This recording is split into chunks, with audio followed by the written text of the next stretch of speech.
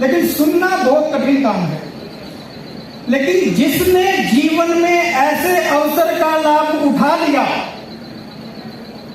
और कोई भी एक बात अपने जीवन में पकड़कर आगे बढ़ गए, तो मैं निश्चित रूप से कह सकता हूं, जैसे आज उद्यमियों का सम्मान हुआ है, ऐसे ही हम में से सैकड़ों लोग आज से 10-20 वर्ष पश्चात ऐसे ही सम्मानित हो रहे होंगे जैसे आज बाकी लोग हैं।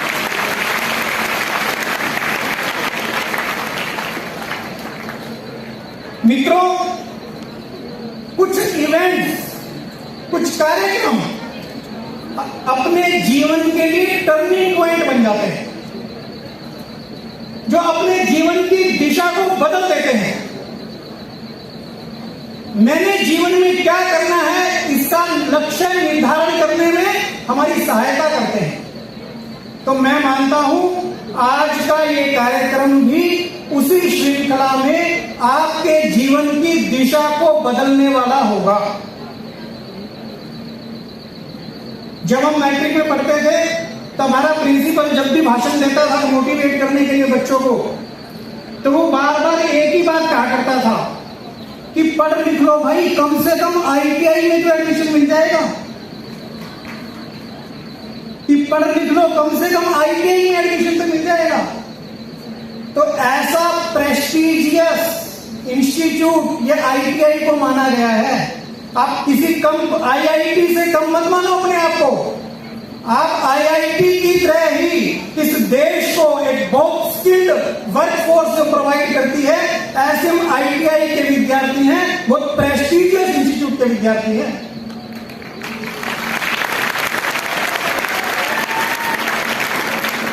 लेकिन हमको आज क्यों विचार करना है?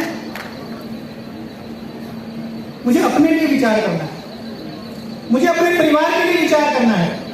केवल परिवार के लिए नहीं, तो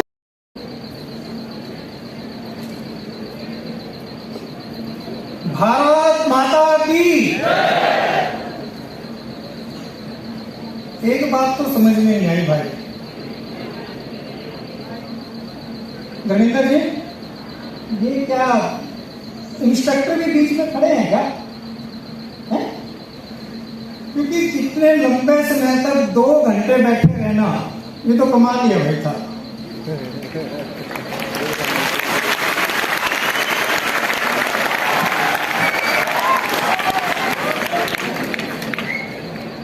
हम भी आपकी तरह स्टूडेंट की तरह बड़े हुए हैं, लेकिन जितने अनुशासन से आप ITI के स्टूडेंट होकर बैठे हो, हम तो नहीं कर बैठे।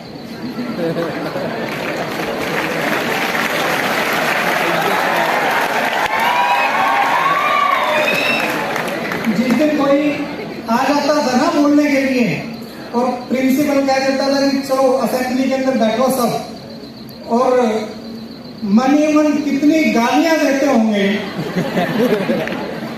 कि आज के तो गया भाई पीरियड, तो पढ़ाई को चलो छोड़ो, लेकिन जो ये बोर करेंगे उसका। और तो आपके साथ ऐसा नहीं हो रहा क्या? ना, ये तो झूठ बोल रहे हो भाई। अच्छा, एक बार ना मेरा मन कह रहा है भाई, आप अपने लिए जरा जोरदार ताली बजाओ जो आप।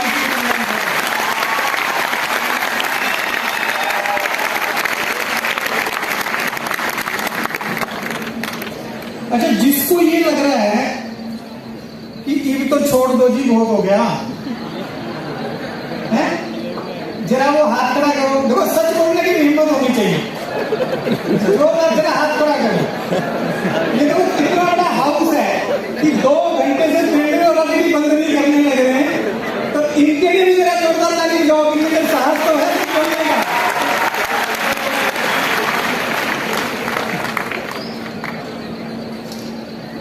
एक बात और बताओ, आज का जो सारा कार्यक्रम चल रहा है, ये कहना क्या चाहते हैं?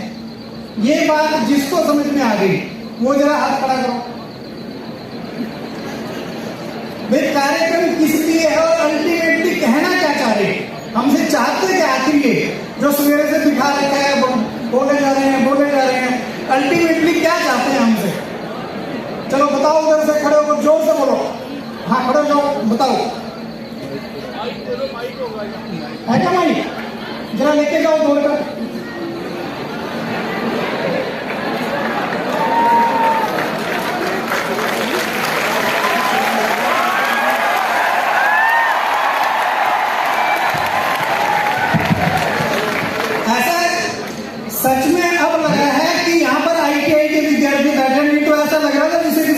लोकसभा में आए हुए हो।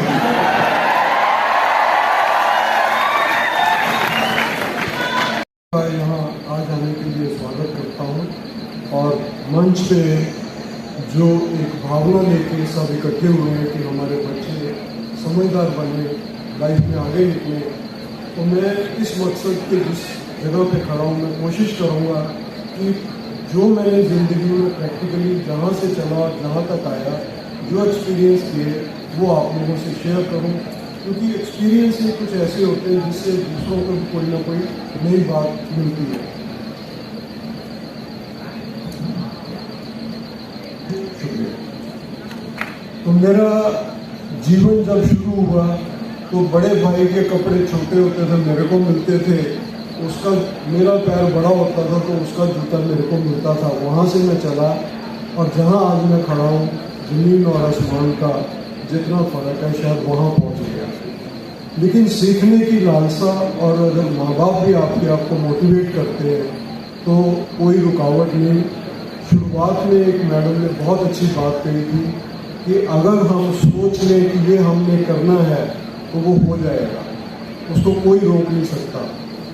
देखो, हम लोग आज से 20 साल पहले एक एग्जाम्पल देते थे कि जो चीज़ खराब हो जाए वो जापान की है और वो दुनिया की सबसे बढ़िया चीज़ें बनाने वाला कंट्री बना कहाँ से?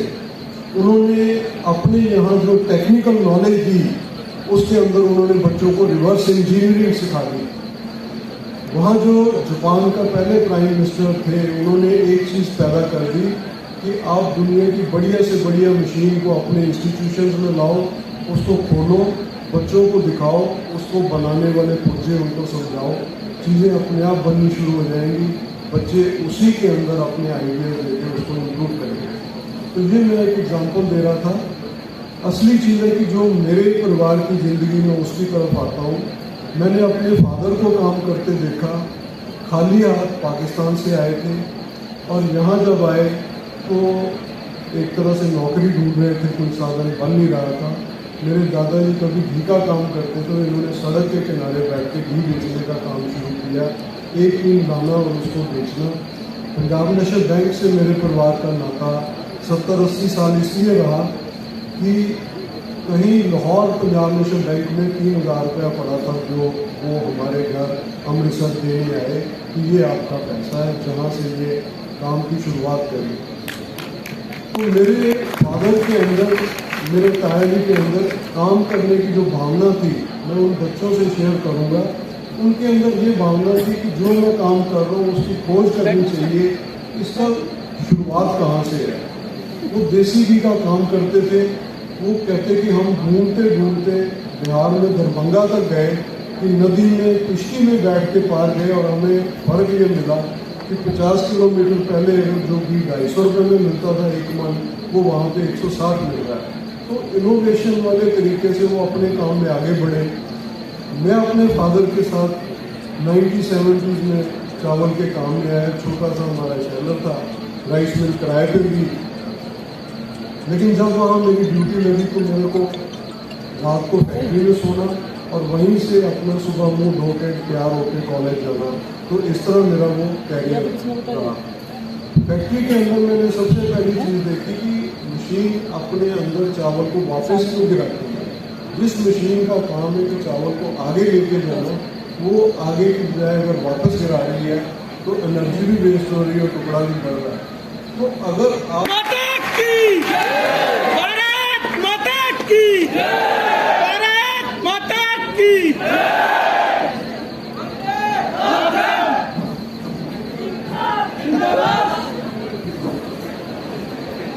सभी एक बार मेरे साथ बोलेंगे, भारत माता की। थोड़ा सा और ऊंची आवाज में, भारत माता की। आज स्वावलंबी भारत समय जो पेपर में लिख के मेरे को दिया 5 मिनट स्पीच देने का, 2 मिनट मैडम ने बोला कि 2 शब्द ही बोलने हैं। अब आप बता दो कितनी देर बोलना है। चलो, अभी मैं श्री चावला जी और उनकी पूरी टीम जो ये कार्य देख रही है और मैं समय नहीं लूंगा कि सबके नाम जो मंच पर बैठे हैं उनके नाम दूं और उसमें समय लगे। मैं आप सबको 2-3 छोटी छोटी घटनाएं बताऊंगा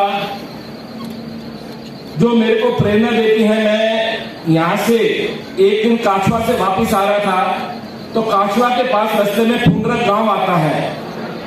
उस पुंडरा गांव के बाहर एक व्यक्ति बाइक पे बर्तन लगाकर, बाइक के ऊपर पूरी बर्तन की दुकान लगा रखी थी और वो वहां से जा रहा था। मैंने अपनी गाड़ी रोकी, उसको पूछा, भाई कितने समय से तो ये काम कर रहा हूं? उनका कई वर्ष हो गए मेरे को ये काम करते। मैंने साइकिल से शुरू किया था और अब ये बाइक मोपेड पे आया, मोपेड से बाइक पे आया।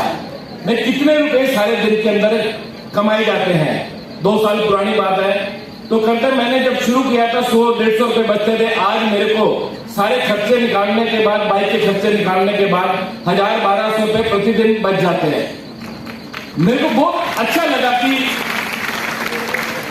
मेरे पास इतने व्यक्ति बच्चे आते हैं कि हमें सरकार में नौकरी दिलवा दो, 10,000 की नौकरी दिलवा दो, 15,000 की नौकरी दिलवा दो। मैं उनको उसका उदाहरण देता हूं कि जहां उसने 100 रुपए के कुछ बर्तन लेकर साइकिल से शुरू किए, आज वो महीने के 30-35 हजार कमाता है। हमारे घर में एक हमारा ही पुराना कार्यकर्ता है, सुबह सुबह कुरियर देने आ जाता है और कई सालों से कुरियर का काम कर रहा है। हमारे में से हमारे जो लोग कार्यकर्ता उनको जानते हैं, तिलक राज उनका नाम है।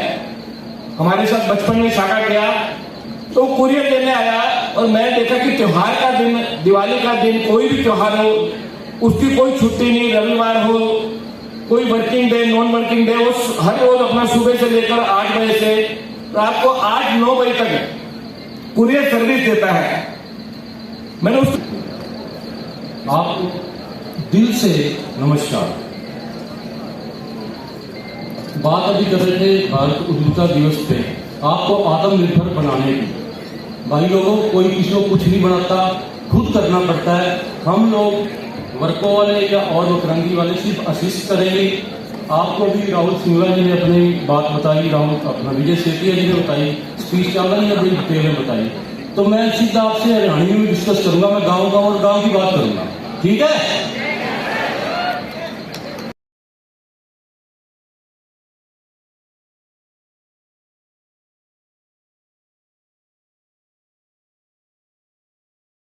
कई बार ये गिल्ट मन में आता था कि क्या मैं बच्चों को निगलेक्ट तो नहीं कर रही। मैं बहुत देर के लिए घर से बाहर होती हूँ, उनकी पढ़ाई, कभी बच्चे बीमार हैं तो क्या वो निगलेक्ट तो नहीं हो रहे। एक दिन मैंने ऐसे ही अपने बच्चों से कहा, मैं चली जाती हूँ, तुम्हें बुरा तो नहीं लगता कि मैंने तुम्हें देखा नहीं, आज तुम्हारी पढ़ाई में मैंने हेल्प नहीं की, आज ये नहीं किया? तो they said, no mumma, we are really proud कि आप ये काम कर रहे हो। जब भी हम बात करते हैं अपने फ्रेंड्स से और पूछते हैं कि आपकी मम्मा क्या करती हैं, तो कोई कहता है मेरी मम्मा तो हाउसवाइफ हैं, वो यहाँ जाती हैं। लेकिन हम उन्हें बड़े प्यार से ये बात कहते हैं कि तुम्हारा घर तो मेरी मम्मा ने ही बनाया है। तो that was a big complement for a mother and for a working mother. मुझे बहुत अच्छा लगा और उस दिन ये गिल्ट मेरे मन से बिल्कुल निकल गया कि नहीं, अगर काम करना है तो अपने टाइम मैनेजमेंट के साथ, अपनी फुल डेडिकेशन के साथ। कई दफा मैं ये फील करती हूँ, मेरे पास भी बच्चे कई दफा आते हैं काम के लिए, काम सीखने के लिए, लेकिन वो डेडिकेशन कई बार बच्चों के उसमें नहीं होती। कुछ बच्चे जो आगे बढ़ना चाहते हैं वो अपनी फुल डेडिकेशन से अपनी सीखने की भी कोशिश करते हैं, और कुछ को होता है ठीक है, आज किया कल नहीं किया, यहाँ नहीं करेंगे, कहीं और करेंगे। तो थोड़ा सा मैं आपको इस बात पे ये कहना चाहूंगी कि नहीं, जहां भी आप काम कर रहे हो वहां सीखने के लिए आपको बहुत कुछ मिल सकता है, और उसी में से ही शायद आप अपना आने वाला करियर भी एक बना सकते हैं। उस अपॉर्चुनिटी को कभी भी गंवाना नहीं चाहिए। जहां से कोई भी कुछ सिखा रहा है उसको अपनी झोली में तुरंत डाल देना चाहिए। Thank you. आप सब बहुत समझदार हैं इस फील्ड में आगे बढ़ने के लिए। अपनी तत्परता, अपनी डेडिकेशन कभी मत खोइए, उसे हमेशा अपने साथ रखिए, इससे आप बहुत आगे बढ़ेंगे। Thank you so much. एक अपना डिप्लोमा किया और उसके पश्चात अपने शायद राजेश जी है नहीं,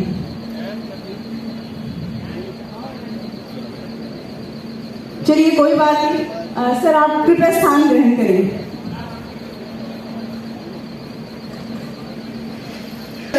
मुकेश कुमारी जो हमारे बीच हैं, अपनी टीचर्स श्रीमती सीमा पटवा और श्री हर्ष कुमार, श्रीमती गौतम कुमारी, तीनों टीचर्स की प्रेरणा से जो है अपना एक सैलून खोला आरकेपुरम में। अभी ये नया बनाएंगी। एट प्रेजेंट इनका कुंजपुरा में सैलून चल रहा है। 8 से 10 लड़कियों को इन्होंने रोजगार दिया हुआ है। इस बात पे आप सभी जोरदार तालियां बजाएं। और इन्होंने लगभग 20 लाख की संपत्ति अपने इस छोटे से सैलून से इकट्ठी की है और प्रॉपर्टी भी बनाई है। और इनका नया प्रोजेक्ट जो है वो आरकेपुरम में एक नया सैलून खोलने का है, जिसमें और जो है ये रोजगार प्रदान करेंगी लोगों को। और आपको बहुत बहुत बधाई श्रीमती। हमारे उद्यमी राजेश जी आ गए हैं। श्री राजेश जी ITI के पूर्व छात्र हैं। मैं विनम्र निवेदन पुनः श्री विजय सेठिया जी से कि कृपया इन्हें सम्मानित करें। श्री राजेश जी इन्होंने ITI से डिप्लोमा किया और अपने टीचर श्री भारद्वाज जी के प्रेरणा से जो है उसके बाद इन्होंने बेंगलोर से CPI कंप्लीट किया और वेल्डिंग के काम को इतने निपुणता से किया कि आज की डेट में इनकी 2 फर्म्स हैं, जिनकी एक फर्म पैनल, गेट्स, ग्रिल और डोर बनाती है और दूसरी फर्म जो है MCB मैन्युफैक्चरिंग का कार्य करती है। बहुत ही सरल स्वभाव के राजेश जी, और इनके लिए एक बार जोरदार ताली। मंच की आगे की कार्यवाही के लिए मैं श्रीमती प्रीति कुकरेजा जी को आमंत्रित करती हूँ, जो कि सेवा प्रबंधक पंजाब नेशनल बैंक से हैं। वह सेवा भारती करनाल में महिला प्रमुख विभाग है। धन्यवाद।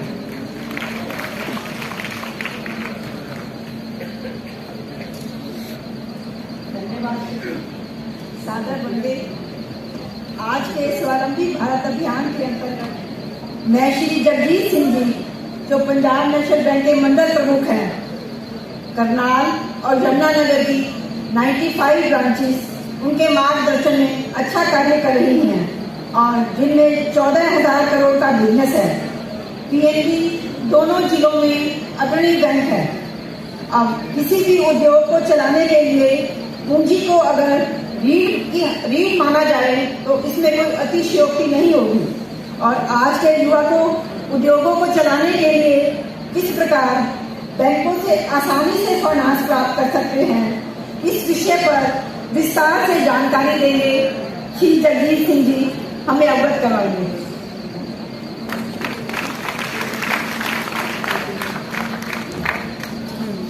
सबसे पहले तो मैं शुक्रगुजार हूँ हमारे PNB परिवार के बहुत ही सीनियर मेंबर श्री सतीश चावला जी और बिगलानी जी और उनकी टीम, जिन्होंने मुझे इस लायक समझा कि आज की जो हमारी प्रोमिनेंट हस्तियां हैं उनके साथ मंच शेयर करने का मौका मिला।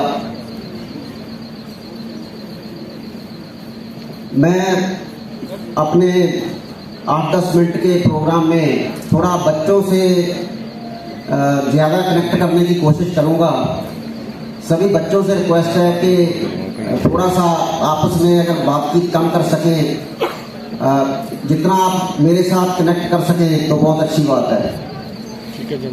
चावला जी ने मेरी ड्यूटी लगाई थी कि थोड़ा बैंक की स्कीमों के बारे में, मैं उस पर भी आऊँगा, लेकिन उससे पहले मैं चाहता हूँ कि मेरा आपके साथ जो कनेक्शन है वो थोड़ा क्रिएट हो सके।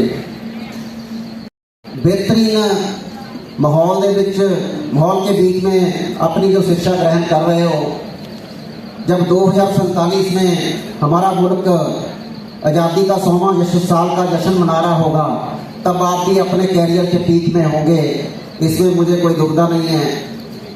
दोस्तों, एक बात मैं आप लोगों को कहना चाहूँगा, जैसे आप फेसबुक व्हाट्सएप चलाते हो ना, अपने दिमाग को भी ऐप समझो। ये भी एक ऐप है, इसको जितना यूज करोगे उतना ही अपना कैरियर चमकाओगे। हमारी 140 करोड़ की आबादी है, 140 करोड़ में 65% जो पॉपुलेशन है वो 35 साल से नीचे है। सतीश चावला जी आपसे बता ही रहे थे कि गवर्नमेंट इतनी नौकरियां क्रिएट नहीं कर सकती, वो किसी भी कंट्री में नहीं हो सकता, किसी डेवलप कंट्री में नहीं हो सकता, तो चाइना और इंडिया में कैसे हो सकता है। तो सरकार के ऊपर डिपेंडेंस कम की जा रही, अपने अपने कितने खोले गए हैं। आप में से ज्यादातर जो मुझे बताया गया है कि स्टूडेंट वो ITI के स्टूडेंट हैं, तो आपके हाथ में कला है, सर्टिफिकेट आपकी हेल्प करेगा एक लेवल तक, उस लेवल के बाद आपकी जो स्किल है वो विभाग अखिल भारतीय विद्यार्थी परिषद का भी हार्दिक स्वागत करते हैं। युवाओं को स्वावलंबी बनाने के लिए औद्योगिक संस्थान किस प्रकार अग्रणी भूमिका निभा रहे हैं उससे हम भली भांति परिचित हैं। औद्योगिक प्रशिक्षण संस्थान के विषय में विस्तार से हमारे बीच बैठे श्री जसविंदर सिंह संधू जी ग्रुप इंस्ट्रक्टर ITI से हैं, वो हमें गाइड करेंगे।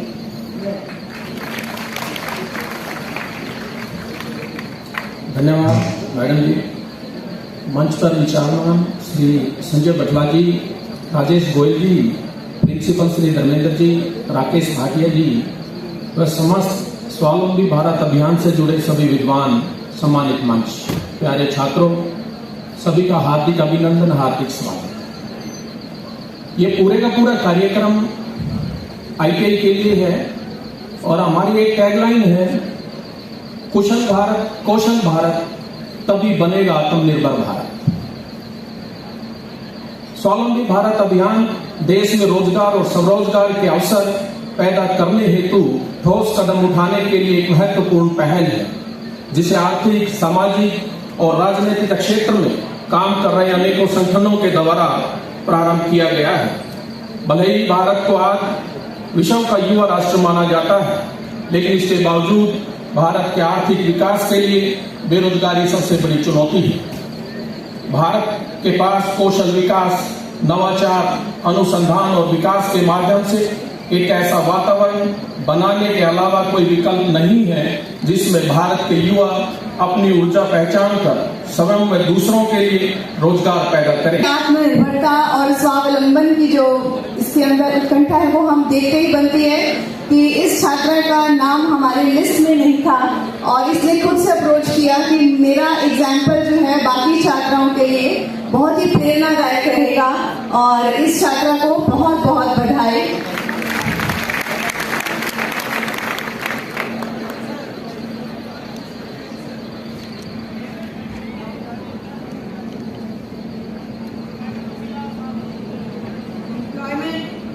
सेल्फ एम्प्लॉयमेंट एवं सर्विस प्रोवाइडर को एक मंच पर लाने का श्रेय जाता है वर्को एवं वक्रांगी ऐप को, जो कि पायलट प्रोजेक्ट के रूप में करनाल में शुरू होने जा रहा है। उसके लिए MOU भी साइन हो चुका है।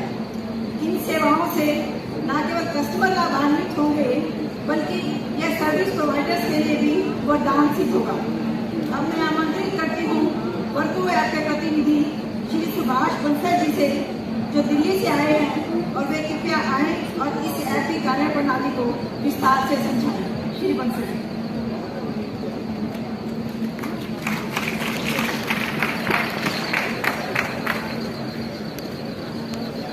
एक बार सभी तीव्र आवाज में बोले, भारत माता की, एक भारत सफल भारत। मैं सेवा भारती के अंतर्गत भावराव देवस सेवा न्यास का गठन दिल्ली में हुआ है, जिसके अंतर्गत आज से लगभग 3 से 4 साल पहले जब कोविड का पीरियड चालू हुआ तो उस समय काफी सारे लोग जो रेगुलर जॉब में थे उनको वो काम नहीं मिल रहा था।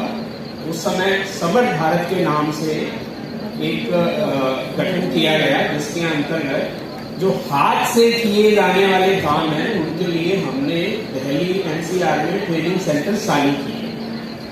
फिर जब इन बच्चों को ट्रेनिंग मिल गई थी तो उसके बाद फिर विषय आया कि इनको काम कैसे दिलाया जाए।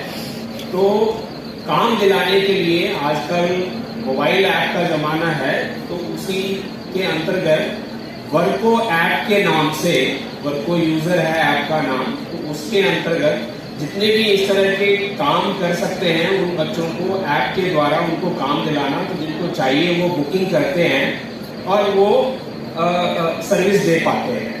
तो इसके अंतर्गत पहली बात तो जो जिनको काम नहीं आता है या जिनको काम आता है लेकिन उनको कॉन्फिडेंस नहीं है या उनको पूर्णतया काम नहीं आता, तो समर्थ भारत के अंतर्गत हम उनको ट्रेनिंग देते हैं, अपस्किल करवाते हैं और वर्कों के अंतर्गत उनको हम काम दिलाने का